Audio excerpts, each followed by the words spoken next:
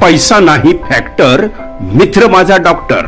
रत्नाकर औसेकर यूट्यूबचा उपक्रम पैसा नाही फॅक्टर, मित्र माझा डॉक्टर यामध्ये येत आहेत डॉक्टर विठ्ठल लहाने. नमस्कार.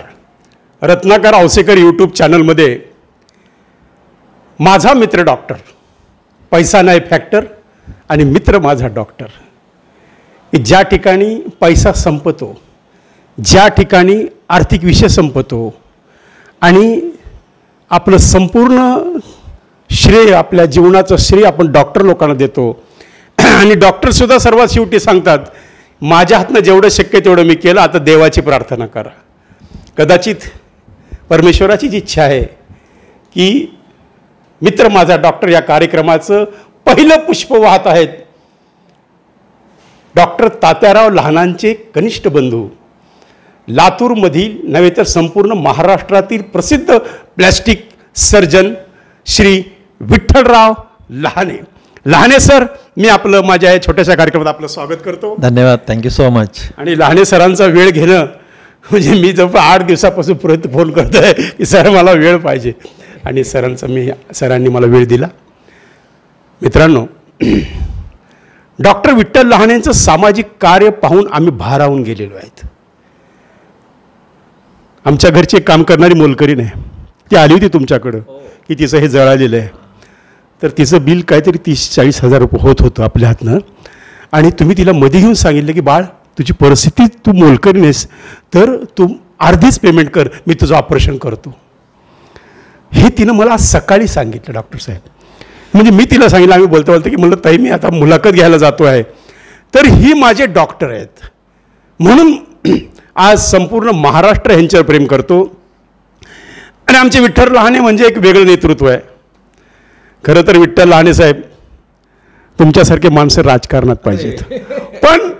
पण कसं आहे, पण विठ्ठल लहाने एक प्रसिद्ध चांगले वक्ता आहेत, मोटिवेशन स्पीच देतात, म्हणजे विद्यार्थ्यांमध्ये जगण्याची उमेद निर्माण करतात. मी थोडक्यात परिचय का देतो की जे विठ्ठल लहानेंना स्वतःची स्तुती आवडत नाही म्हणून आम्ही सांगतोय, नाही तर ते कधी सांगणार नाही की मी हे करतो, मी ते करतो. असं एक वेगळं नेतृत्व, एक वेगळं कर्तृत्व आणि एक वेगळं वक्तृत्व मी आज तुमच्यासमोर सादर करीत आहे.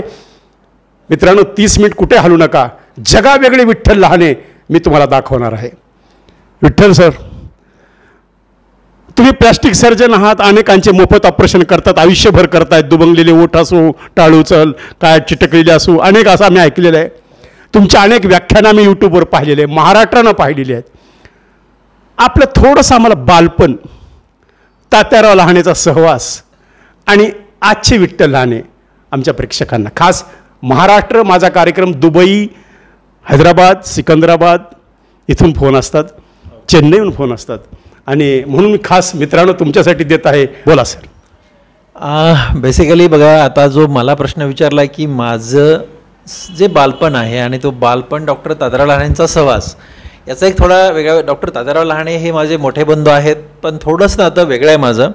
म्हणजे नातं वेगळं असण्याचं कारण असं आहे की मी जेव्हा पहिलीला आमच्या गावामध्ये, माकेगाव तालुका रेणापूर जिल्हा लातूर या गावामध्ये जेव्हा मी पहिलीला शाळेत गेलो, पहिलीला, तेव्हा पाऊस नाही पडला. आणि पाऊस पडला नाही म्हणून वडिलांनी मला म्हटलं शेतामध्ये म्हशी गाय राखायला माणूस नाही, चल. मी आपल्या शेतामध्ये गेलो, म्हशी गाय राखायला. म्हणजे मी 6 वर्षाचा, 6.5 वर्ष असताना अगदी वर्षभर शेतामधले म्हशी गाई बैल आमच्या शेतात. वर्ष 6 आणि शेतात काम. हो, अगदी. मीच नव्हे, आमचे सगळेच लेकरं, म्हणजे आम्ही सगळे बंधू बहीण भाऊ काम करायचो आणि मी शेतात गेलो. पण भानगड अशी होती ना की त्याच वर्षी आणखी चांगला विषय घडला होता. 1976ची गोष्ट आहे की दादा पद्मश्री डॉक्टर तात्याराव लहाने यांचा MBBSला गव्हर्नमेंट मेडिकल कॉलेज संभाजीनगरला नंबर लावला होता आणि मग तिथं दादा जॉईन झाले होते. पण भानगड, त्याच्या पुढची भानगड अशी होती की दादांना माझे वडील 20 रुपये 1 महिन्याला सावकाराकडनं कर्ज काढून शिकायला द्यायचे. बरोबर आहे, पण ते 20 रुपये कर्ज काढून सावकाराकडनं दादांना मिळायचं, म्हणून दादा वर्षभर गावाकडे येत नव्हते, कारण 8.5 रुपये तिकीट होतं, ते आम्ही देऊ शकत नव्हतो. मग 1 वर्ष पूर्ण शिक्षण होईपर्यंत 1 वर्षापर्यंत पत्र पाठवायचे मध्ये. त्याच्या पुढची हाईट अशी होती की पत्र वाचायला पण आमच्याकडे माणूस नाही, आमच्या घरात कोणाला पत्र वाचायचं यायचं नाही. तर आमच्या गावातल्या शाळेतला एखादा शिक्षक जेव्हा माझ्या अण्णा त्यांना बोलून आणायचे आणि मग ते शिक्षक पत्र वाचून दाखवायचं, दादाने पाठवलेलं, आणि आम्ही सगळे रडायचो. आणि मग आम्ही काहीतरी सांगायचो, तो शिक्षक तुमचं वय काय असेल? 6-7 वर्षाचा मी. आणि मग हे सगळं झाल्यानंतर दादा वर्षभरानंतर गावाकडे परत आले उन्हाळ्या सुट्टीमध्ये. आणि सुट्टीत परत आल्यानंतर दादांच्या लक्षात आलं की विठ्ठल गेल्या वर्षी शाळेत गेला नाही. घरची अडचण असल्यामुळे त्याला शाळेत जाता आलं नाही. पण ते मग अण्णा न शिकलेले, माझी आई न शिकलेली, त्यांना दोघांना ते काहीच म्हणाले नाहीत. शाळेत का पाठवलं काय म्हणाले नाहीत. सरळ त्यांनी ना, म्हणजे त्या माणूस विजनरी मॅन त्यांना म्हणतो मी, त्यांना खूप नजर आहे, दूरची नजर आहे. दादांच्या लक्षात आलं की हा विठ्ठल शाळेत, त्यांनी काय केलं, पाटी पेन्सिल घेतली, जी मी शाळेत जात होती, मला शेतामध्ये आम्ही 2 महिने काम शेतातले कामं करत होतो. त्या शेतातले कामं करताना दुपारच्या वेळेमध्ये झाडाखाली बसून जेवणं झाले की मला त्यांनी आई, क ख ग घ, 100पर्यंत उजळणी, बेग बेचा पाडा, माझं नाव लिहून काढणं, हे सगळं 2 महिने शिकवलं. माझ्या डोक्यात काही नव्हतं, पण ते शिकवत होते, मी त्यांचं ऐकत होतो, शिकत गेलो. जून महिन्यामध्ये शाळा भरली की मला ते शाळेत घेऊन गेले. आणि तो कुलकर्णी नावाचे जिल्हा परिषद शाळा, एवढीशी शाळा, 2 रूमची शाळा, त्याच्यामध्ये एका खोलीमध्ये 3-4 वर्ग चालायचे. एका कोपऱ्यात पहिली, दुसऱ्या कोपऱ्यात दुसरी, तिसऱ्या कोपऱ्यात तिसरी, चौथ्या कोपऱ्यात चौथी, म्हणजे एका खोलीमध्ये 4 वर्ग चालायचे. 10-11 मुलं असायची. त्या शाळेत घेऊन गेले. मला चांगला आठवतं, त्यांना एक डोळा नव्हता कुलकर्णी गुरुजींना, आणि मला समोर बसवलं. पण दादांची खूप विनंती खास. दादा म्हणतात, सर हा माझा छोटा भाऊ आहे, गेल्या शाळेचं लावलं नाव, पण घरची अडचण होती, त्याला शाळेत नाही पाठवलं वडिलांनी. पण तुम्हाला एक सांगू का मी, की विठ्ठलला पहिलीच्या मुला एवढं येतं, आणि म्हणून तुम्ही त्याला दुसरीला ॲडमिशन द्या, आणि पहिलीचं म्हणजे डायरेक्ट दुसरीला म्हणजे त्याचं 1 वर्ष व्याज जाणार नाही. असे दादा म्हणाले. गुरुजी म्हणजे गुरुजी म्हणाले, बस समोर विठ्ठल बसला. हां चल, आई, क ख ग घ, बेग बेचा पाडा, 100पर्यंत उजळणी, मग तुझं नाव लिहून दाखव. गुरुजींनी माझी परीक्षा घेतली आणि गुरुच्या परीक्षेत मी पास झालो, आणि मला डायरेक्ट दुसरीला ॲडमिशन मिळालं. मी पहिली शिकलोच नाही. तर हे आहे डॉक्टर तात्याराव लहानेंची नजर. आणि एकदा मला दुसरीला ॲडमिशन मिळालं ना, काय माहीत नाही सर, लेकराचे पाय पाळण्यात दिसतात म्हणल्यासारखं त्यांना कळत होतं. आणि म्हणून म्हणजे बघा, माझ्या शिक्षणामध्ये म्हणजे फक्त तिथंच नाही, हे पहिलीपर्यंतच नाही, तर पूर्ण म्हणजे मी पुढे 10वी झालो, 12वी झालो, MBBS झालो, MS जनरल सर्जरी झालो, MCH प्लास्टिक सर्जरी, म्हणजे भारत देशातली मेडिकल सायन्सची सगळ्यात उंच डिग्री असणारा मी डॉक्टर आहे. त्याचं पण क्रेडिट डॉक्टर तात्याराव लहानेंना जातं. त्याचं कारण आहे, त्यांचीच इच्छा होते की मी ह्या देशातली सगळ्यात उंच डिग्रीचा डॉक्टर असलं पाहिजे, आणि म्हणून मी MCH प्लास्टिक सर्जरी केली. आणि ते मी प्लास्टिक सर्जरी करावं हे पण त्यांचाच निर्णय होता. म्हणून मी असं म्हणतो ना, की मी असं मानताना असं मानतो, माय अण्णा म्हणजे माझे आईवडील हे माझे पहिले आईवडील, आणि दादा आणि वहिनी हे माझे दुसरे आईवडील, असं माझं नातं आहे. त्यामुळे त्या माणसाच्या, माझ्या जडणघडणीमध्ये त्या माणसाचा 100% रोल आहे. विठ्ठल लहाने अत्यंत गरीब परिस्थिती, असं आम्ही तुमच्या व्याख्यानामध्ये अनेक वेळा, असा तुमचा होता हायस्कूलचा एखादा भावनिक प्रसंग आहे का, की जो आमच्या प्रेक्षकांना तुम्ही आजपर्यंत कधी सांगितला नाही, तुम्ही आमच्या चॅनलला पहिल्या सुरू सांगतायत, असा एक प्रसंग असा सांगा की आम्हाला विठ्ठल लहाने काय आहेत हे समजलं. बेसिकली आम्ही गरीब शेतकरी कुटुंबातले, शेतकरी कुटुंब, अत्यंत गरीब, न शिकलेले आईवडील. त्याच्यामुळे ना आम्हाला शिक्षण हा खूप महत्त्वाचा कंपोनंट आमच्या आयुष्यामध्ये नव्हता. पण तुम्हाला सांगतो, गरिबी हा कंपोनंट आमच्या आयुष्यामध्ये होता. आम्हाला ना किनगाव आणि पानगाव हे 2 गाव आहेत, त्याला बाजारला जावं लागायचं. तर ते किनगाव हे वय काय असेल, मी आता तेव्हा एक 7वी-8वीला गेलो, 14-15 वर्षाचा असेल. हां, म्हणजे मी 8वीमध्ये होतो. 14 वर्षाचा किंवा 15 वर्षाचा मी असेल. मला ना आमचे वय पण एक्झॅक्ट माहीत नाही आहे. त्याचं कारण आहे बघा, 10 जुलै 1969 ही माझी लिहिलेली तारीख आहे. ओके. हां, माझ्या मायला एक दिवशी मी म्हणालो, माय म्हणजे सगळेच आत्तापर्यंतचे, म्हणजे हे माझा 55वा बड्डेपर्यंतचे, माझी माय मला औक्षण पहिलं करायची, तिच्या हाताने माझ्या वडिलाच्या हाताने मी केक कापायचो, मला आवडायचं. एक दिवशी मी असंच, मला 50 वर्ष पूर्ण झाले, 49 वर्ष पूर्ण झाले, तेव्हा असं बसलो होतो मी, आणि उगीच माझ्या डोक्यात खळ आली की मायला म्हणलं, माय मी कधी जन्मलो गं, कारण 10 जुलै लिहिलं कोणी, मला पडला प्रश्न होता ना, लिहिलं कोणी 10 जुलै, कोण लिहिलंय, मायला शिकलेलं नाही, अन्न शिकलेलं नाही, लिहिलं कोणी. हां, तर माय म्हणली, माय तारीख बिरीख मला कळत नाही, पण ह्याचा काय पाडवा होता, आणि पाडव्यानंतर गुढीपाडवा होता, आणि गुढीपाडव्यानंतर पौर्णिमा आली, आणि पौर्णिमेच्या दुसऱ्या दिवशी गुरुवार होता, त्याचा जन्म झाला. म्हणजे माईच्या बघा, हे एक्झॅक्ट काय, तिला हे जी माईनं डेट सांगितली ना, ते खरी, एकदम खरी आहे. मग म्हणजे मग आम्ही अंदाज काढला की एप्रिलच्या पहिल्या आठवड्यात किंवा मार्चच्या शेवटच्या आठवड्यात आपण जन्म असेल. पण ते 10 जुलै कशी टाकली माहिती आहे का? गुरुजी घरी येणार जिल्हा परिषदचे, किती वर्षात दिसते पोरग? 6, कारण शाळेत जायचं ना ते, म्हणून तेव्हा साधारणपणे ते माझं वय असेल एक 14-15 वर्षाचा मी असेल. आणि आमच्याकडे जायचं, बाजारला जायचं, काय म्हणजे तेल मीठ मिरचू काहीतरी आणायचं, कोणाचे कपडे आणायचे वगैरे असे बाजार. तर आम्हाला ना पायी जावं लागायचं. 10 किलोमीटर आमच्या इकडे पानगाव होतं आणि पलीकडे 12 किलोमीटर किनगाव होतं. आम्हाला 2 बाजार होते, शनिवारचा बाजार पानगावचा, बुधवारचा बाजार किनगावचा. बाजारला निघालाय ना, माझे वडील काय म्हणायचे, विठ्ठल एका सावकाराचं नाव घ्यायचे, त्यांच्या घरी जा आणि 100 रुपये घेऊन ये. तुम्हाला सांगतो, मी जायचं 100 रुपये मागवून घेऊन यायचो. मला का पाठवायचं माहिती आहे का? तर आमच्या घरातला दादा तिकडे होते संभाजीनगरला, घरात शिकलेला मग मीच शहाणा होतो जरा, म्हणजे दुसरं आणखी कोणी शिकलं होतं, ज्याला लिहिता येईल हिशोब असं कोणीच होतं, मीच होतो. मग मला पाठवायचे. मी गेलो की ते सावकार मला 100 रुपये द्यायचे ना, तर त्यातले ते 90 द्यायचे आणि 10 ठेवून घ्यायचे. 10 रुपये शेकडा पैसे मिळायचे. तुम्हाला सांगू रत्नाकर साहेब, मला ना इतकं वाईट वाटायचं ना, आता हे आम्ही 100 रुपये आणतानाच 10 रुपये गेले ना, 90 आले. मग ते बाजारला जायचे, बाजार करून आणायचे, वर्षभर काम करायचो. आणि वर्षभरानंतर आता हे 100 रुपये आम्ही 1000-1200 रुपये आले की त्याचं व्याज व्हायचं. त्याचं जे व्याज व्हायचं ना, फक्त तेवढं आमचं व्याज फिटायचं, आमच्या मुद्दलच राहून जायचं. आमच्याकडे जे काय ज्वारी व्हायची, बाजरी व्हायची, त्याच्यावर आम्ही विकायचो. पण पुन्हा ते पैसे आणावं लागायचे, मधलं काहीच असायचं नाही.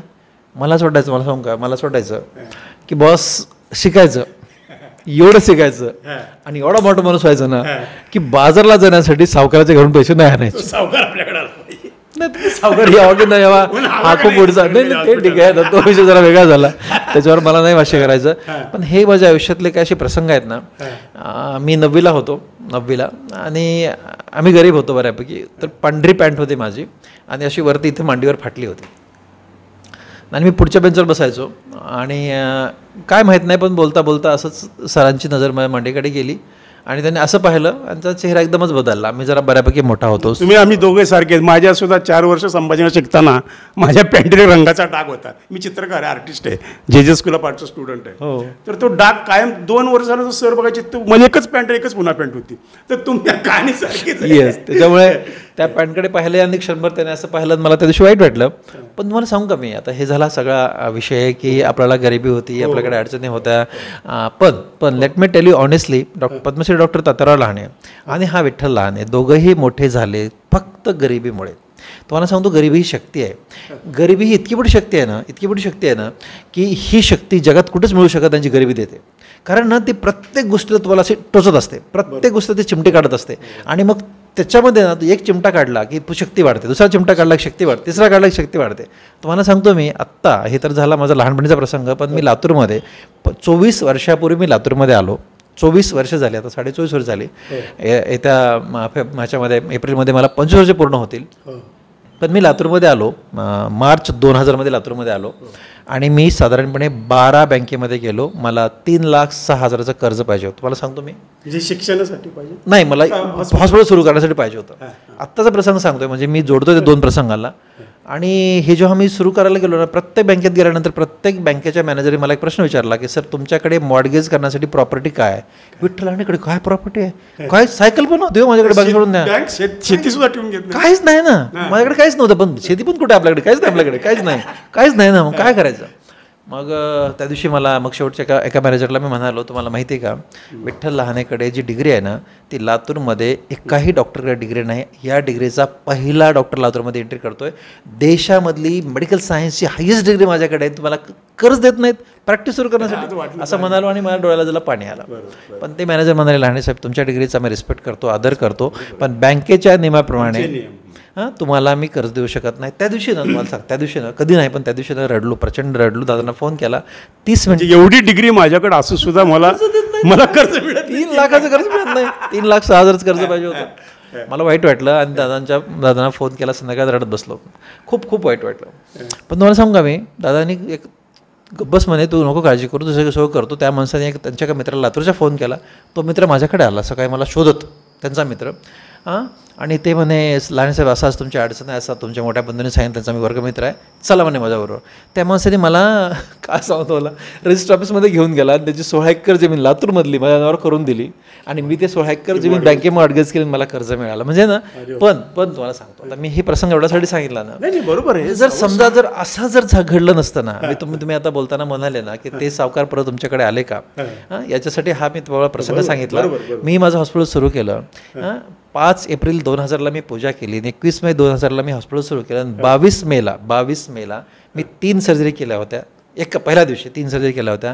आता मी दररोज 10 ते 12 सर्जरी करतोय आणि माझ्याकडे सध्या 350 सर्जरी वेटिंगवर आहेत. असा भारत देशामध्ये काही प्लास्टिक सर्जन नाही. हा जो प्रवास झाला की नाही, या प्रवासाची शक्ती कुठं होती, तर मला बँकेनं कर्ज दिलं नाही, ही शक्ती होती. गरीबी शक्ती होती. तुम्हाला सांगतो, मी एक हॉस्पिटल बांधलं, मी दुसरं बांधलं, हे मी तिसरं हॉस्पिटल बांधत होतो, मला जागा पुरत नव्हती. हे 2011मध्ये हॉस्पिटल बांधायला सुरू केलं तर मला माझा मॅनेजर आला, सर म्हणे एक तुम्हाला 10-12 बँकेचे मॅनेजर भेटायला आहेत. मला म्हणतोय मी बघा, म्हणजे बघा मित्रांनो, ही शक्ती म्हणजे जिथे बसलोय आपण, मॅनेजर तुम्हाला भेटायला ऐकायला, हे ज्या ठिकाणी आपण बसलोय आता, आपली मुलाखत सुरू आहे ना, तर तिथे बँकेचे मॅनेजर बाहेर उभा राहिले. मला माझा मॅनेजर सांगायला आला, सर तुम्हाला एवढे लोक भेटायला, मग कसं अरे तुम्हाला भेटायचं म्हणतात, सगळ्या मोठ्या बँकेचे लोक. मग मी सगळ्यांनाच बोलवलं, भेटलो, मग त्यांना म्हटलं नमस्कार केला. मला माहिती आहे का राव, म्हटलं काय जग बदललं यार, म्हटलं मी तुमच्या बँकेचे खटले म्हणजे दरवाज्यात जाऊन माझे चप्पल खराब झाला, म्हटलं मला एकाने कर्ज दिलं नाही आणि आता तुम्ही माझं कर्ज घ्या. आमच्या बँकेचे मॅनेजर, सर आमच्या बँकेत पण येऊ नका, इथं फक्त सही करा, बस आम्ही कर्ज देतो. सर तुम्ही काहीच करायचं नाही, सर तुम्ही फक्त इथं करा, सर आम्ही एवढे 2% कमी, 0.5% कमी आम्ही करतो. सर मला इतका आश्चर्य लागलं. मला तुम्हाला सगळ्यांना हे सांगायचं आहे की जेव्हा कर्ज मिळत नाही ना, ती शक्ती समजायची. बघा मित्रांनो, म्हणजे एक काळ असा होता की हेच डॉक्टर विठ्ठल लहाने ज्या बँकेत 3,06,000 रुपये कर्ज मागायला गेले होते हॉस्पिटल उभारण्यासाठी, त्याच बँकेचे 10-12 बँकेचे मॅनेजर आमचं कर्ज घ्या म्हणून त्यांच्या हॉस्पिटलमध्ये आले. मला मुद्दाम हे सांगायचं ना, हो हे असते आले, मला हे सांगायचं ना, म्हणजे सगळ्यांना सांगायचं आहे, बघा आपल्याकडे पैसे नाही आहेत, आपण गरीब आहेत, असं म्हणायची गरज नाही आहे. तुम्ही काम करा, प्रामाणिकपणे काम करा. माझं असं मत आहे ना, जे लोक इमानदारीनं काम करतात, प्रामाणिकपणे काम करतात, कष्ट करतात, त्यांचं इमानदारीने मिळणारं, प्रामाणिकपणाने मिळणारं कधीही वाया जात नाही. ते 100% तुमच्या कामाला लागतं. तुमचा विषय हा चालला होता की ज्या लेकरांना मार्क कमी पडतात, आत्महत्या करतात. हां, आता हे मला एक सांगायचं आहे लेकरांना, तुम्हाला माहिती आहे का, मार्क कमी पडणे ही पण एक शक्ती आहे. मला मी सांगतो, मार्क कमी पडणे शक्ती आहे. मी सगळ्या जगात फिरतोय, मी सगळ्या जगाला पाहिलं आहे, खूप देशामध्ये जातो आहे, खूप मोठ्या लोकांसोबत माझे चांगले संबंध आलेत. आपण दुबंगलेले ओठ आणि टाळू या व्यंगावर मोफत सर्जरी करतो. ओठ फाटला तर टाळू फाटली याची मोफत सर्जरी करतो. स्माइल ट्रेन नावाचे एक ऑर्गनायझेशन, ते मला पण किती सर्जरी मोफत. आता मी 10,000 गेल्या 31 मार्चला 10,000 सर्जरी आमच्या ओठ फाटल्या आणि टाळू फाटल्या मोफत झाल्यात. 10,000 सर्जरी मोफत. 10,000 सर्जरी एका व्यंगावर मोफत करणारा अख्ख्या महाराष्ट्रामध्ये मी एकच डॉक्टर आहे, ओके, ज्याला 10,000 सर्जरी एकाच व्यंगाच्या मोफत केल्यात आणि एकाच एनजीओच्या मदतीने मी हे काम करतो. एका सर्जरीला किती वेळ लागतो? हां, आता मला फार कमी वेळ लागतो. मी आता 32, 35, 40 मिनिटात ही सर्जरी करतो, पण ह्या सर्जरीला साधारणपणे 1.5 लाख रुपये खर्च येतो, ओके. आणि ही सर्जरी आम्ही 100% मोफत करतो. मोफत म्हणजे औषध गोळ्या पण त्यांना मी मोफत देतो. मी पॉईंट हे सांगत होतो की या कारणाने मी खूप देश फिरतो, खूप जगात जातो, खूप लोकांना भेटतो. याच्यातून खूप मोठे लोक ज्यांच्याकडे बघताना आकाशाकडे बघायला इतक्या मोठ्या लोकांना भेटतो आणि जेव्हा ह्या लोकांना भेटतो त्यांचा मी अभ्यास करतो की ही लोकं मोठी कशी झाली. पण तुम्हाला सांगू का मला मुलांनो, ही लोकं मोठी कशी झाली, यांच्या आयुष्यामध्ये कधीतरी ना अपयश आलं म्हणून ती लोकं मोठी झाली. सरळ अपयश ही यशाची पहिली पायरी. सरळ विद्यार्थ्यांनो, आत्महत्या करू नका, हा संदेश या चॅनलच्या माध्यमातून डॉक्टर विठ्ठल लहाने तुम्हाला सांगतायत. तुम्हाला पुन्हा एकदा सांगतो मी की बघा, मार्क कमी पडणे, अरे मार्क कमी पडले शक्ती वाढली, मी एवढ्यासाठी सांगत होतो. आता ह्या मुलाखतीच्या सगळ्याच भागामध्ये डॉक्टर तात्याराव लहाने यांच्याविषयी उल्लेख केला जातोय. तुम्हाला माहिती आहे पद्मश्री डॉक्टर तात्याराव लहाने कुठे कसेच डॉक्टर आहेत तुम्हाला माहिती आहे? तर हे डोळ्याचे डॉक्टर. मला पण माहिती आहे डोळ्याचे डॉक्टर आहेत, ओके. तुम्हाला हे माहिती आहे का की आत्ता त्यांनी 2.25 लाख डोळ्याचे ऑपरेशन केलेत. त्यांना पद्मश्री दिले भारत सरकारने. एवढा मोठा माणूस आहे. पण तुम्हाला हे माहिती आहे का की 2.25 लाख डोळ्या सर्जरी करणारा भारत देशात एकच माणूस आहे, बरोबर आहे.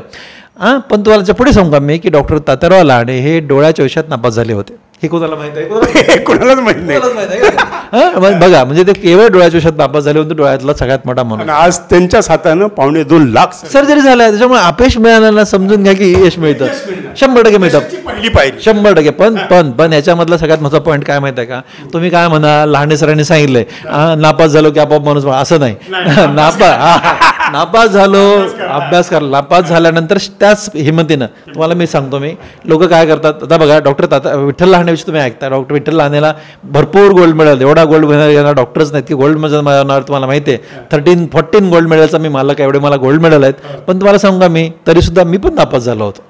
मी MCS प्लास्टिक सर्जरी करता नापास झालो होतो. प्रामाणिकपणे सांगतो, ते नापास झालो मोठा माणूस झालो, नापास झालो नसतो झालो. त्यामुळे नापास होणं मोठा विषय नसतो म्हणजे नसतो. ओके, नापास झाल्यानंतर ते शक्य बघा, तुम्हाला सांगा मी आता समजा तुम्ही कोणी 12वीला असेल, कोणी आता नीटची तयारी करत असेल, कोणी इंजिनिअरिंगला जायचं असेल, कोणी MPSC करत असेल, कोणी UPSC करत असेल, कोणी लॉसाठी जात असेल, कोणी म्हणजे कुठल्याही ब्रँचसाठी आपण प्रयत्न करत असेल. ओके, नाही जर तुम्हाला यश मिळालं, तुम्ही मोठे माणसं झालेत, तर तुम्हाला फार लोक फोन करत नाहीत. ओके, पण समजा तुम्हाला अपयश झालं, तुम्हाला यश मिळालं नाही, झालं की पाहुणे मुद्दाम फोन, काय झालं का तुझ्या पोरीचं, काय झालं तुझ्या पोराचं, काय 2 वर्ष झालं तुम्ही इकडेच ठेवले करा, काय झालं, एवढा खर्च करताय, सगळं घर बंद करून तुम्ही लातूरमध्ये जाऊन डॉक्टर साहेब मी एकच मिनिट डिस्टर्ब करतो. तुमच्या गोल्ड मेडल मला माझी आठवण आली. मी ज्या चित्रकला कॉलेजला औरंगाबादला ॲडमिशन घेतलं होतं, त्या काळात औरंगाबाद म्हणते ना, तर मला फर्स्ट इयरला सांगितलं होतं आमच्या सरांनी की तू शेती कर, गाव तुला शेती आहे का? म्हणलं नाही. मग हमाली कर म्हणले गावाकडून, तू चित्रकराच्या लायक नाहीस. त्या सरांनी मला 1982 साली गोल्ड मेडल न सन्मानित केलं. म्हणजे हे गोल्ड मेडल मला आठवण आली की पण मी जर त्यावेळेस खचून वापस आलो असतो तर चित्रकार बनलो नसतो, कलाकार बनलो. अगदी खरं आहे. म्हणून मी तुम्हाला सांगतो की खरं आहे, म्हणून तुम्हाला सांगत असतो की आता कोणाचे फोन येतात, फोन आल्यानंतर आईला प्रश्न येतो काय सांगावं, वडिलांना प्रश्न पडतो काय सांगावं, लेकरांना प्रश्न पडतो काय सांगावं, घरामधलं वातावरण एकदम खराब होऊन बसतं. मी सांगतो तुम्हाला, हे वातावरण ही शक्ती आहे, ही शक्ती आहे बॉस. अरे हो का, फोन केला का, बरं, हां ठीक आहे, पुढच्या वेळेस बघतो. निंदकाचे घर असा विषय, असा अभ्यास करायचा, आपली एक्झाम क्रॅक, पाहुणे मुद्दाम फोन कर, आपली एक्झाम क्रॅक करायची, क्रॅक करून मग आपले मस्तपैकी पेढे, नाही पेढे घेऊन त्यांच्याकडे जायचं, त्याला काहीच करायचं नाही, पेढे घेऊन जायचं. ज्यांनी फोन केले त्यांच्याकडे पेढे घेऊन जायचं. बघा विद्यार्थी मित्रांनो, ही मुलाखत फार रंगत होती. हे तुम्हाला मी सांगत होतो की या गोष्टी मॅटराईज करतात, ह्या गोष्टी मॅटर करतात. आणि ना कधी पण तुम्ही आहे ना खचून जायचं नसतं, खचून जायचं नाही, अरे माझ्यानं होतच नाही, मला जमणारच नाही, मला शक्यच नाही, असं नसतं. तुमचं प्रचंड पोटेन्शियल असतं. हे पोटेन्शियल तुम्ही बाहेर काढलं ना, कुठलीच गोष्ट अवघड नसते. कोणती गोष्ट आहे की जे माणूस करू शकत नाही, म्हणजे सगळ्या गोष्टी करू शकतो, 100% करू शकतो. आत्मविश्वास असला पाहिजे. तुम्हाला सांगतो मी, म्हणजे मी जरा हुशार विद्यार्थी नाही, प्रामाणिकपणे सांगतो मी, आपला नाही जे आहे ते खरंच. तुम्ही एवढं मोठं नाव विठ्ठल लहाने काही छोटं नाव नाही आहे आज. म्हणजे आज 10,000 शस्त्रक्रिया ओठाच्या मोफत करणारा हा म्हणजे हा संतच, मेडिकल क्षेत्रातला संत. जसं तात्याराव लहानेंनी 2.25 लाख शस्त्रक्रिया केल्या, ते डोळ्याच्या क्षेत्रातले संत. तुम्ही प्लॅस्टिक सर्जरी मधले संत. भानगड काय होती बघा, तुम्हाला सांगतो मी, जेव्हा मी असं का पेटलो होतो, काय झालं की मी मुंबईमध्ये शिकलो, मुंबईमध्ये प्लास्टिक सर्जरी डिग्री घेतली. तर बघा, प्लास्टिक सर्जरी म्हणलं की श्रीमंत लोकांची ब्रँच. डॉक्टर साहेब तुम्हाला मोठ्या शहरात तर अजून जास्त स्कोप मिळाला असता. मुंबई मला स्कोप कुठेही मिळाला असता, मी डोंगरावर बसल्यावर स्कोप मिळाला असता. पण माझ्या डोक्यातली संकल्पना वेगळी आहे. मी डॉक्टर बमन डावर हे माझे बॉस आहेत, जगातला खूप ग्रेट माणूस, प्लास्टिक सर्जन, खूप चांगला माणूस. जेवढा हिरोईन आमच्या काळामधल्या होत्या त्या सगळ्यांच्या सर्जरी या माणसाने केलेला. प्रचंड मोठ्या मनाचा माणूस, चालता बोलता देव म्हणतो आमच्या विषयातला, इतका चांगला माणूस. तो वडिलासारखं प्रेम करायचा आणि त्यांची इच्छा होती की मी मुंबईमध्ये राहावं. त्यांची अशी इच्छा होती की त्यांची खुर्ची जी आहे आजची, त्यात विठ्ठल तू उद्या बस, इतकी त्यांनी मला ऑफर दिली होती. प्लास्टिक एवढं मोठी ऑफर दिली होती. पण तुम्हाला सांगू का, मी त्या बॉसच्या सर्जरी मी बघायचो, नाकाची सर्जरी करायचो. 1997 बॉसने एका हिरोईनची सर्जरी केली होती आणि तेव्हा 12 लाख, नको सांगायचं नाही नाव, मी नाही सांगून कोणाचे नाव, पण तेव्हा 12 लाख रुपये बिल झालं होतं नाकाची सर्जरी केल्यानंतर. मला प्रश्न पडला, विठ्ठल लहानेला 2,500 रुपये पगार मिळतोय, 2,500 रुपये मला पगार मिळतोय, आता मी लाख रुपये 12 लाख रुपये होऊन सर्जरी माझ्याकडे कुठे येणार आहे, आता ह्या ब्रँचमध्ये कसं करायचं आपल्याला. आणि एवढे मोठे ऑपरेशन्स होतं ह्याचे. 5 स्टार हॉस्पिटलमध्ये हे सगळे हिरो हिरोईन याची सर्जरी करून घ्यायचे. माझ्या डोक्यात प्रश्न पडला की आमच्या गरिबांनी काय करायचं, आपलं गरीब हो.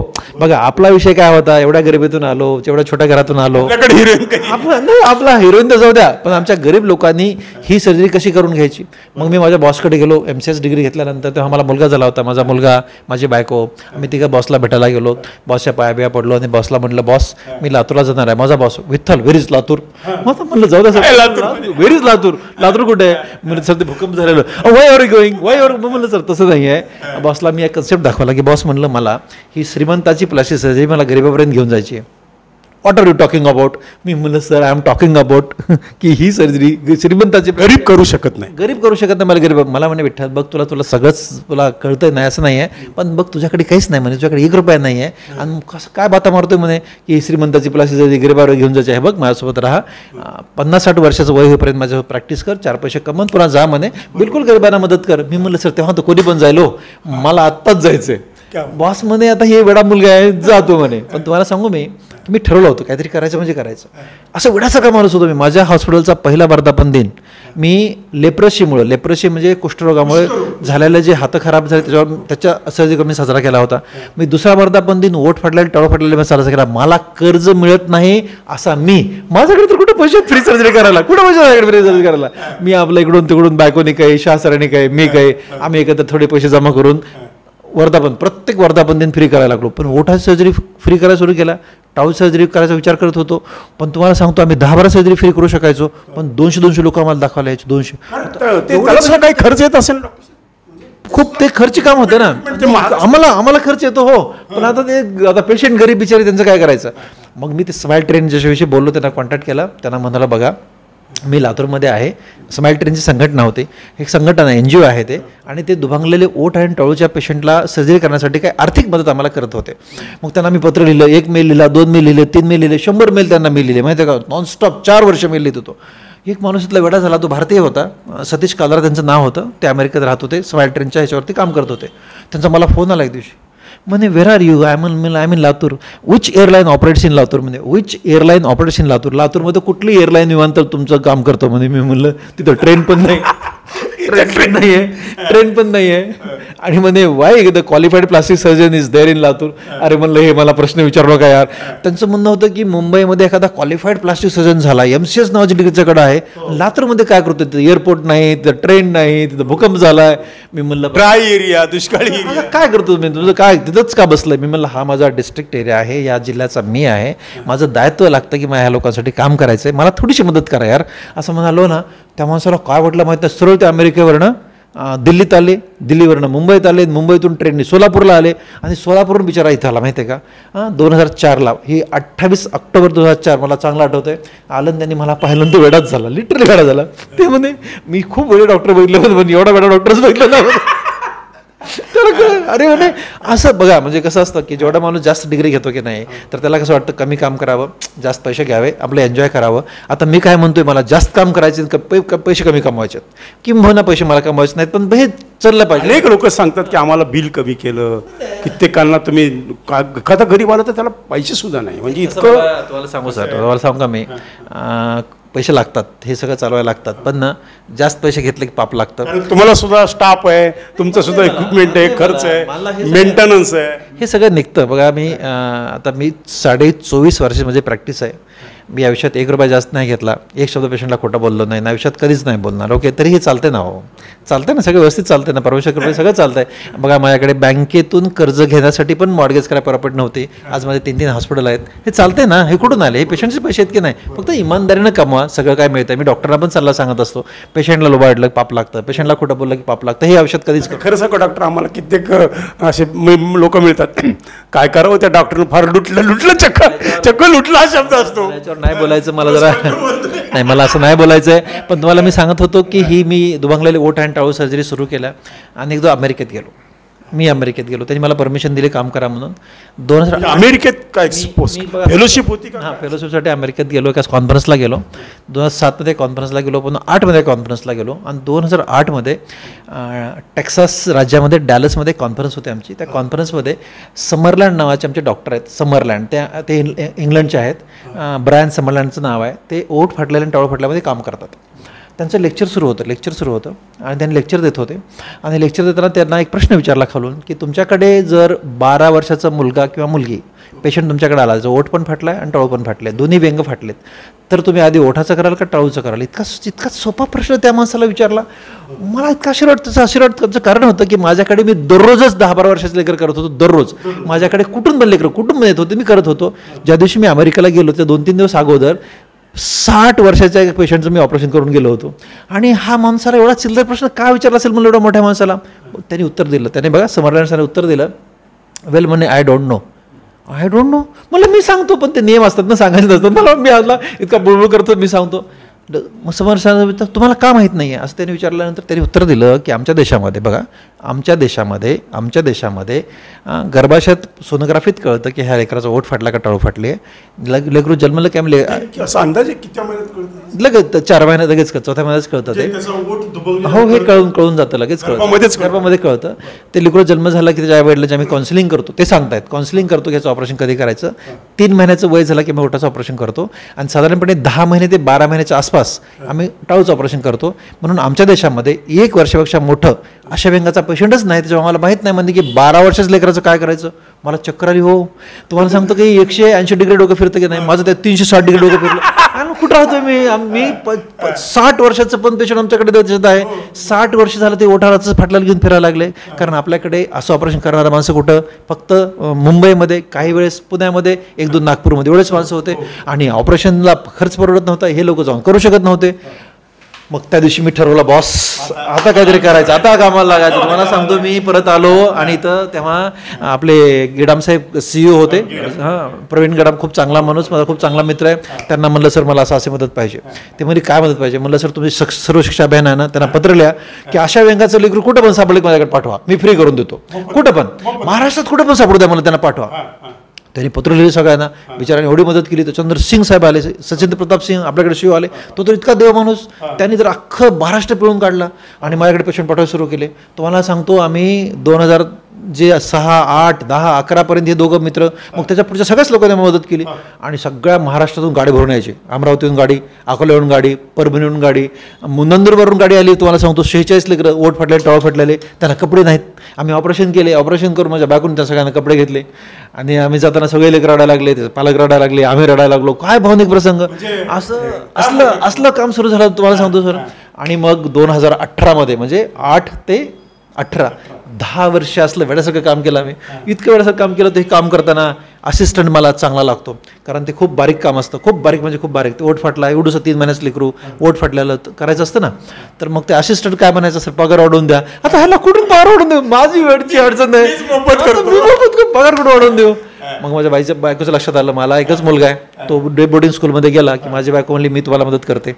मग माझी बायको मला असिस्ट करायची. बघा, ती डेंटिस्ट आहे, डॉक्टर राजेश शहा माझे मला असिस्ट करायची. मस्त, तेवढं चांगलं असिस्ट करणार माणूस मला आयुष्यात मिळाला नाही, इतकी मस्त असिस्ट करायची. आणि इकडे डॉक्टर राजेश शहा माझा भूलतज्ञ. आता आम्हाला एकमेकाला न सोडून आम्ही टीम तयार केली. टीम बघा ना, आता डॉक्टर राजेश शहा माझा, आता काय विषय नाही, बायको तर सोडणार नाही आपल्याला, मी तिला सोडणार नाही, राजेश शहा भूलतज्ञ नाही, त्याला काय अडचणच नाही. अशी आमची टीम तयार झाली आणि आम्ही मस्त कामाला लागलो. आणि असं 10 वर्ष सातत्यानं काम केल्यानंतर 2018 या चोपडीमध्ये इथंच बसलो होतो. 2018चा दिवस होता आणि एक लेडी आली आणि तिच्या हातामध्ये सोनोग्राफीचा रिपोर्ट होता. मला म्हणली, सर मला असं सांगितलं की माझ्या पोटातलं जे बाळ आहे ना, त्या बाळाला ओठ फाटलेला आणि टाळू फाटलेले आहे. क्या बात आहे म्हणलं, ये. तिला घेतलं, बसलो, रिपोर्ट बघितला, इतकं छान वाटलं, इतकं सुंदर वाटलं. आणि मग तिला मी काउन्सिलिंग केलं की बाई तुला आता जन्मानंतर लेकराला असं करायचं आहे, तसं करायचं आहे, हे ऑपरेशन मोफत होतं आहे, त्याला पैसे लागत नाहीत. आणि तिथून पुढे माझ्या उपडीमध्ये साधारणपणे असे कामं सुरू झाले म्हणजे आता बघा, दररोज मिनिमम 3 ते 4 लोक मी सोनोग्राफी रिपोर्ट घेऊन बघतो. आणि आता मग डॉक्टर समरलँड सरांना मी पत्र लिहिलं, सर म्हणलं भारत देशात पण तेच घडतं जे तुमच्या देशात घडतं. आमच्याकडे पण पेशंट पोटातलेच लेकराचे येतात, ते व्यंगाला आम्ही काउन्सिलिंग करतो. 3 महिन्याचं असताना आम्ही ओठाचं ऑपरेशन करतो आणि हो त्यांना धीर देतो. आणि कारण ही लेकरू 100% नॉर्मल होतं, 100% नॉर्मल होतं. म्हणजे आता माझी अशी इच्छा आहे की आमच्या पण देशामध्ये 1 वर्षापेक्षा मोठं लेकरू राहू नये. आता आहेत आणखी लेकरं असे करायची बाकी, पण आपल्या एरियामध्ये मात्र मस्त त्यांचं काम झालंय. आणि तुम्हाला सांगू का, हे मात्र जगातलं सगळ्यात मोठं समाधान होतं मला की मी ते 10 वर्षापूर्वी ऐकून आलो होतो की आमच्या देशामध्ये ओठाचं ऑपरेशन 3 महिन्यानं होतं, मी 60 वर्षाचं केलं होतं. आणि त्यांच्याकडे ऑपरेशन होत होतं 10 महिन्याच्या मध्ये, आणि माझ्याकडे तर ऑपरेशन किती. आता ज्या वेळेस एखादा पेशंट भेटतो की ज्याच्यामुळे त्याचं लाईफ बदललं, त्याचं आयुष्य बदललं, तर काय भावना असतात? काय सांगा तुम्हाला, मी शब्दात वर्णन करू शकत नाही मित्रा. हे आई असते बिचारी, ती मुलगी असावी कधी, ती ओठ फाटलेल्या ते असे घेऊन येते, बरोबर आहे, असे घेऊन येते, त्याच्यावर पदर टाकते. असा का माहिती आहे का, डोक्यावर पदर टाकते की माझं लेकरं दुसऱ्या कोणाला दिसू नये. आणि दुसरं लेकराचं व्यंग दिसलं तर बाहेरचे लोक काय म्हणतील, तसे टाकून येते. आणि ती डोळे तिचे भरलेले असतात आणि खूप वाईट वाटायला असतं मला. आणि मग मी ऑपरेशन करतो आणि ऑपरेशन झाल्यानंतर दुसऱ्या सुट्टी असते. हां, आज ॲडमिट करतो, उद्या ऑपरेशन करतो, परवा सुट्टी करतो. मग सुट्टी दिवशी मला भेटून जातात लेकरं, मग इथं बसते ती आई घेऊन त्या लेकराला सुट्टीच्या दिवशी. हे कुणाचं आहे ग लेकरू असं म्हणत असतो. आता हे लेकरू कोणाचं आहे, पूर्ण बदललं ना, 100% बदललं ना, 100% बदलतं, एकदम प्लेन चकाचक होऊन जातं ना, बदलून जातं ना. हे कुणाचं लेकरू आहे? आणि ती माझ्याकडे बघून हसते. काय सर, हा जीवनातला सगळ्यात मोठा आनंद. हे जे आनंद आहे तुम्हाला सांगू मी, म्हणजे मला ना बरेच जण आता माझ्या घरात सगळे कुटुंबीय म्हणतात, तू एवढं काम का करतोस, एवढं काम का करायची गरज आहे? मी फक्त ह्यांचं हास्य आहे ना, हे आईचं हास्य आहे ना, त्या लेकरासाठी ही माझी शक्ती आहे. आणि तुम्हाला सांगू का, प्रसंग खूप चांगले माझ्या आयुष्यामध्ये हे लोक देतात, खूप चांगले येतात. आम्ही हे मोफत करतो ना सर्जरी, एक प्रसंग खूप मस्त खतरनाक आहे. तर आमच्याकडे आज आम्ही ओठाचं ऑपरेशन, मुलाखत थोडी लांबू द्या चालेल, पण आम्हाला ऐकायला तर तुम्हाला मी सांगत होतो की आयुष्यामध्ये काही प्रसंग असे आहेत ना की ते तुम्हाला खूप काही देऊन जातात. आम्ही ओठाचं ऑपरेशन आज केलं, हो हां, मी प्रत्येक सांगतोय, आज आपण ऑपरेशन केलं की उद्या आम्ही सुट्टी देतो, ठीक आहे, असं आमचा प्रोटोकॉल आहे. टाळूचं ऑपरेशन केलं 2 दिवस सुट्टी देतो. आता मोफत म्हणजे 100% मोफत. हां, त्याचा आम्ही लॅब मोफत करतो, तपासणी मोफत करतो, त्याला आम्ही ऑपरेशन झाल्यानंतर औषध गोळ्या आम्ही मोफत देतो. आणि एक दिवशी आज 2 दिवसानंतर, म्हणजे आज सुट्टी झालेला पेशंट उद्या मी राऊंड घेत होतो आणि तो ते पेशंट दिसला ज्याला की काल सुट्टी व्हायला पाहिजे होती, आजच्या राऊंडमध्ये मला दिसला. माझ्या असिस्टंटला विचारलं मी, का रे ह्याला सुट्टी काल केली नाही काय पेशंटला? केली सर. का नाही गेला? माहीत नाही. आता सुट्टी केली, पेशंट आमचा विषय संपला, त्यामुळे आमच्या लोक माहीत नाही मला कुतूहलाने त्या एका पेशंटकडे गेलो. एक 8-9 वर्षाची मुलगी होती, ती हातावर घेऊन ती आई उभा टाकली होती. मावशी म्हणलं, तुम्हाला काल सुट्टी झाली ना? हो झाली. मग का नाही गेले तुम्ही गावाकडे? ती जी बोलली ना ती म्हणाली, सगळं मोफत केलेलं मी, औषध गोळ्या पण दिलेलं आहे. ती म्हणाली, हो सर सगळं मोफत झालं आहे, पण आम्हाला गावाकडे जायला तिकटाला पैसे नव्हते. अरे बापरे. म्हणून आम्ही हिचे वडील आडतीवर गेलेत आणि आणखी पैसे नाही मिळाले, मग आम्ही थांबलो. मला सांगू सर, खूप वाईट वाटलं. वाईट एवढ्यासाठी वाटलं, पद्मश्री डॉक्टर तात्याराव लहाने आणि हा विठ्ठल लहाने, दोघंही आम्ही वर्ष गावाकडे जात नव्हतो शिक्षणाच्या प्लेसपासून. त्याचं कारण होतं की आम्हाला तिकटाला पैसे नसायचे. माझ्या पोटामध्ये असा खड्डा पडला, मला खूप वाईट वाटलं. त्या लेडीकडे गेलो आणि तिच्याकडे मी बघत होतो, ती माझ्याकडे बघत होती, तिच्याकडे मी बघत होती, माझ्याकडे बघत होती. आणि तेवढ्यामध्ये माझा असिस्टंट, सर पुढचा राऊंड राहिला आहे, काहीच बोलत नव्हतो मी, फक्त बघत होतो. त्या आठवणीमध्ये गेलो होतो, मागच्या आमच्या 5 आठवणीमध्ये गेलो होतो. पुढचा राऊंड राहिला, मला खिशातले 500 रुपये काढले, तिला दिले आणि पुढचा राऊंड घ्यायला सुरू केलो. बघा त्याच्या पुढचं आश्चर्य सांगा. राऊंड संपला, मी आलो आणि इथं बसलो ओपडीत बसलो की मी एक पेशंट बघत नाही, एकदाच 10-12 लोक मध्ये येतात. पण येताना ना मी जरा एन्जॉय करणारा प्राणी आहे. पेशंट येतात की नाही, त्या ओपडी ह्याच्याकडे मी दरवाजाकडे बघतो, कुणाला हॅलो, कुणाला हाय, कुणाला स्माईल, कुणाला काहीतरी करत रिलॅक्स असतं. ते लोक येत होते. थोडं पाहिलं मी माझ्या ओपडीच्या दरवाजाकडे, तर ती लेडी दिसली जिला की मी पैसे दिले होते. म्हणलं आता काय आली, तिचं काय अडचण आहे, आता काय प्रॉब्लेम आहे, काय राहिलंय, काय संपला विषय, काय प्रॉब्लेम आहे असं म्हणून बघितलं. तर तिथं आली, माझ्या त्या सेक्रेटरीला विचारलं, माडी ती का बरं परत लेडी उभा टाकली? सर माहीत नाही मला, पाठवमध्ये. आता माहीत नाही म्हणून तिला पाठवमध्ये म्हणलं, हे एवढं माझ्या एवढे मोठे ओपडीतले लोक होते, त्यांना म्हणलं प्लीज तिला मध्ये येऊ द्या. मग ते आली, इथे आली, माझ्या टेबलजवळ आली. आता माझा शेवटचा प्रश्न होता, मावशी आता काय अडचण आहे? अडचण काय? ती काय म्हणाली, बघा सर अडचण काही नाही, पण आमच्या गावाकडे जाण्यासाठी मला आणि तिच्या बापाला, म्हणजे त्या लेकराच्या बापाला मिळून 80 वर 7 रुपये लागतात, बाकीचेही तुमचे पैसे देण्यासाठी मिळाले. आणि ते 413 रुपये मला परत आणून दिले. 413. बघा मी ते घेतले नाहीत, हा विषय जरा वेगळा झाला. ते घेणे हा विषयच नव्हता माझ्या मनातला.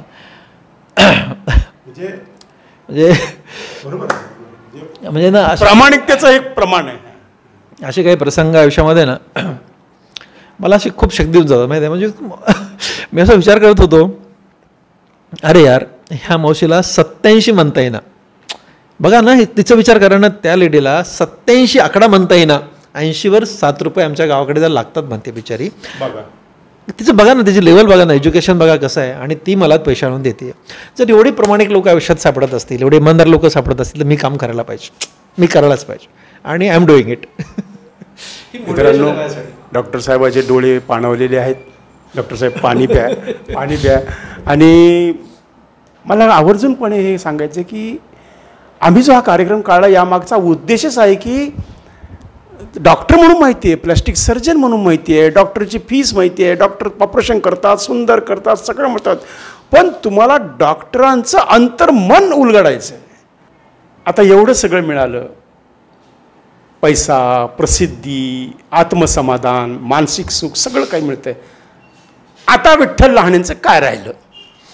बेसिकली ना बघा, कधीच मी मोठा विचार करत नाही. ओके, मी लातूरला जेव्हा आलो तेव्हा श्रीमंताची प्लास्टिक सर्जरी गरिबापर्यंत घेऊन जायची होती आणि ती मी सुंदर आणू शकलो, याचा मला खूप सार्थ आणि अभिमान आहे. ज्या नाकाच्या सर्जरीविषयी मी तुम्हाला बोलत होतो की 1997ला त्याला 12 लाख रुपये लागले, त्या नाकाच्या सर्जरी आत्ता मुलींचे लग्न होत नाहीत, मुलांना पण मुली पसंत करत नाहीत. हा विषय खूप मोठा आहे. पसंत करणे, लग्न करणे इतकाच विषय नाही, तर त्या लेकरांना कॉन्फिडन्स राहत नाही की माझं नाक चांगलं आहे, माझ्याकडे बघतात, आत्मविश्वास कमी होऊन जातो. मग अशा लेकरांना कॉन्फिडन्स देण्याचं काम आम्हाला करायचं आहे. आणि तुम्हाला सांगतो, मी आता अभिमानाने सांगतो की सध्या भारत देशामध्ये, शब्द जरा समजून घ्या मी काय म्हणतो ते, भारत देशामध्ये नाकाच्या प्लास्टिक सर्जरी सगळ्यात जास्त लातूरमध्ये, लहान हॉस्पिटलमध्ये घडतात आणि ते मी एकटा करतोय. आणि हे रेकॉर्ड 14 वर्ष माझ्या नावावर आहे. 14 वर्षे या देशातलं सगळ्यात जास्त सर्जरी करायचं रेकॉर्ड आपल्याला. तुम्ही नाकाचं ऑपरेशन केल्यास कुणाचं लग्न झालं असे काय अनुभव? बाबा खूप सारे अनुभव माझ्याकडे आहेत, खूप सारे. म्हणजे आजच एक पेढी देऊन गेलीच्या लग्नाला मला जायचं आहे डिसेंबरात लग्न. म्हणजे हे दररोजचा विषय आहे. लग्न, नाकाची सर्जरी केल्यास लग्न जमणे हा विषय तरी झाला, पण त्या लेकरामध्ये जो कॉन्फिडन्स येतो ना, तो कॉन्फिडन्स खूप मॅटर करतो. म्हणजे बघा, दररोज सकाळी उठल्यानंतर मी छान दिसते किंवा मी छान दिसतो, हा एक विषय खूप सुंदर असतो. आणि ह्या सगळ्या सर्जरी मला सांगायचा पॉईंट होता की फक्त श्रीमंतच करतं असं नाही, तर आपल्या हॉस्पिटलमध्ये मोलकरणीची मुलगी आठवड्यात एकतरी असते जे मी सर्जरी करतो. आणि बघा, आत्ता ह्या सर्जरीला तेव्हा जर 12 लाख रुपये लागत असतील तर विचारच करू शकत नाही तुम्ही. 30-35 लाख 5 स्टार हॉस्पिटलमध्ये 30-35 लाखाचा खर्च आहे सर्जरीचा. आणि आम्ही आपलं 1,10,000 जे काही 3.5 तास ऑपरेशन चालतं. आज मुंबईमध्ये एवढा खर्च हो, त्या सर्जरी आम्ही अशा करतोय सध्या. आमच्या 3.5 तासाचं ऑपरेशन चालतं. हे 3.5 तासामध्ये भूल, oxygen, nitrous oxide, operation theatre, assistant, ह्याच्यावर जो खर्च घेतो आम्ही ते सर्जरी करून देतोय. पण तुम्हाला जो विषय चालला होता ना की लग्न, हा एक प्रसंग आहे तुम्हाला सांगतो लग्नाचा.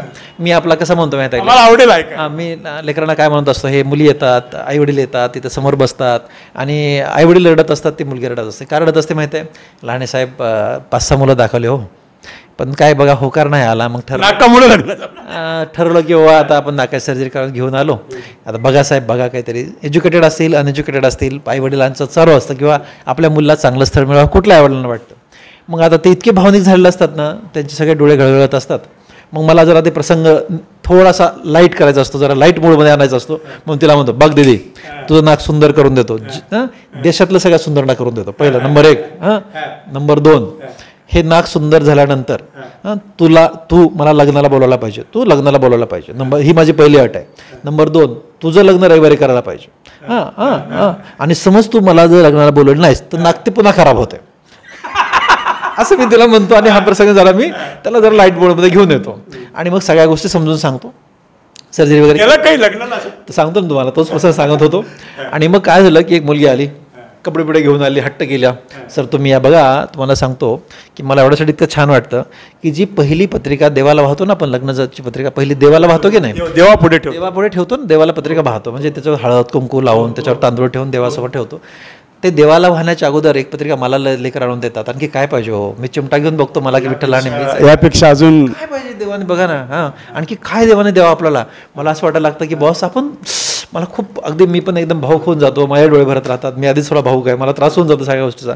आणि मग त्या लेकीनं आली, मला सांगितलं सर तुम्हाला यायचं आहे, लग्न लातूरमध्ये आहे, त्या दिवशी रविवार नाही सोमवार आहे, पण तुम्हाला यायचं आहे. मी हो म्हणालो, माझ्याकडे सिस्टीम आहे, कुठल्या लग्नाला जाणार असेल किंवा कुठेही जायचं असेल ना, त्याचा बऱ्यापैकी व्याप वाढलेला, त्याच्यामुळे ना मी पत्रिका आली, मी जाणार असेल तर शब्द आठवण असा लिहितो आणि ती पत्रिका बाहेर जाते. माझी एक सेक्रेटरी आहे, दुसरा एक माझा मॅनेजर आहे, तर ते लोक काय करतात की ते आठवण एक दिवस पहिले आठवण करून देतात की सर उद्या एवढे तुमचे प्रोग्राम आहे, तुम्हाला या ठिकाणी जायचं, याला हे आहे, त्याला येत आहे. आज पण तुम्ही मुलाखत घेणार येणार ना, तर ते लिहून ठेवलं असतं बाहेर, तुम्ही येणार आहेत 6:30 वाजता, अशी सिस्टीम आमच्याकडे आहे. तसं मग ती सिस्टीम होती. आणि मग मी ऑपरेशन करायला आपलं ठरल्याप्रमाणे सकाळी पहाटे 5:45 मी कामाला सुरू करतो, संध्याकाळी 6:30 मी श्वासच घेत नाही, असं काम मी करत राहतो. दररोज 12 ऑपरेशन करायचे असतात, एवढे पेशंट बघायचे असतात, असे दनादन काम सुरू असतं. तर त्या दिवशी काय झालं, ते लग्न काहीतरी असं 12:30-1चं लग्न होतं आणि आमची मुलगी विसरून गेली. तिला डायरेक्ट माझी ओपडी संपल्याचं आठवलं की सर म्हणे आज एक तुम्ही आठवण सांगितली होती, पत्रिका दिली होती, त्या मुलीचं लग्न होतं. बापरे, लग्न लावून 2 तास होऊन गेले होते, आता काय करावं म्हणलं. पण ह्या लेकीने सांगितले, माझ्या ड्रायव्हरला म्हणलं पळ, लगेच गाडी काढ. पळ लगेच. मी आपलं कपडे बदलले, ऑपरेशन थिएटरचे हे कपडे घातले, टक्कन गाडीत बसलो, चल म्हणलं. मी तिथं गेलो त्या लग्नामध्ये. त्या लग्नात चाललो तर उशिरा म्हणलं असं लेकराला आशीर्वाद देऊन तरी येऊ म्हणलं, एवढ्या लेकरांनी बोलवले आशीर्वाद देऊन. मग चल म्हणलं. गेलो त्या लग्नामध्ये तर सगळे लोक मंगल कार्यालयाच्या बाहेर होते. लाणे सर आले असे कळत सगळेच लोक मध्ये गेले.